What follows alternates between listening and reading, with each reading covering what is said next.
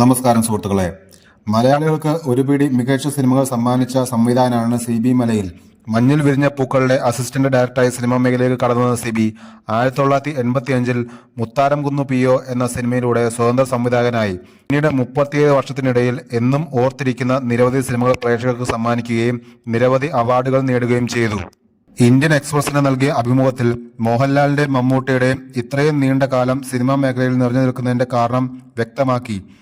മോഹൻലാലിനെ തേടി നല്ല കഥകൾ വരുമെന്നും എന്നാൽ മമ്മൂട്ടി നല്ല കഥകൾ തേടി പോകുന്നതുകൊണ്ട് ഇന്നും മികച്ചതായി നിൽക്കുന്നുവെന്നും സിബി അഭിപ്രായപ്പെട്ടു.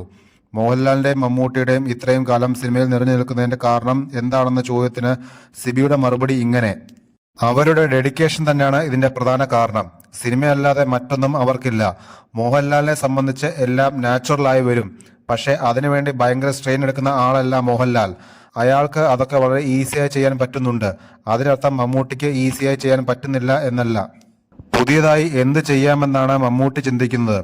നമ്മൾ തന്നെ മമ്മൂട്ടിയെ പറ്റി പറയാറുണ്ട്. മമ്മൂട്ടിയുടെ അടുത്തേക്ക് നമ്മൾ ചെല്ലുമ്പോൾ അയാൾക്ക് ഇപ്പോൾ ചെയ്യുന്ന സിനിമയല്ല പ്രശ്നം, അടുത്ത സിനിമയാണ് അയാളുടെ ചിന്ത.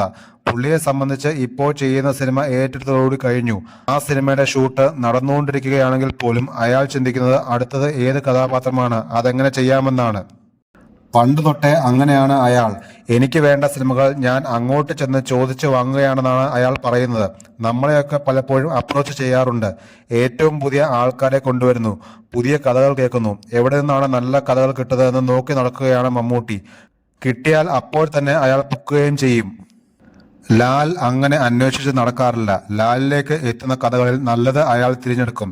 അവർ രണ്ടുപേരുടെയും ടാലന്റ് തന്നെയാണ് അവർക്ക് ഇത്രയും ലോങ്ങിറ്റിവിറ്റി കൊടുക്കാൻ കാരണം. അങ്ങനെയുള്ള നടന്മാർ ഇനി ഉണ്ടാവാനും സാധ്യതയില്ല. ഇതുപോലെ ദീർഘകാലം ഇൻഡസ്ട്രിയിൽ നിലനിൽക്കുന്ന ആർട്ടിസ്റ്റുകൾ ഇനി ഉണ്ടാവാൻ സാധ്യതയില്ല, സിബി പറഞ്ഞു.